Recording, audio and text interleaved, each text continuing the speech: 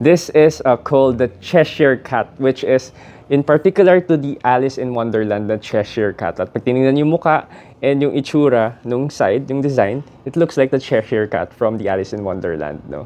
This is created by Yoka Kuda of Karakuri Creations Group, and this is handmade in Japan. Limited quantities lang yung ginagawa nila dito per year. So, this is a secret box as mentioned earlier. You need to find and open the secret box inside this figure na napaka-cute, diba? So, the question right now is, how to open the secret box? First, yung buntot, kailangan naka-point siya sa left. Pag nagawa mo na yon, mare-remove mo na yung head ng cat. Next, dito sa ilalim, itong legs na to, you have to separate it. Ayan. Pag nahiwalay mo na yan, dito sa body na part na to, lift it up.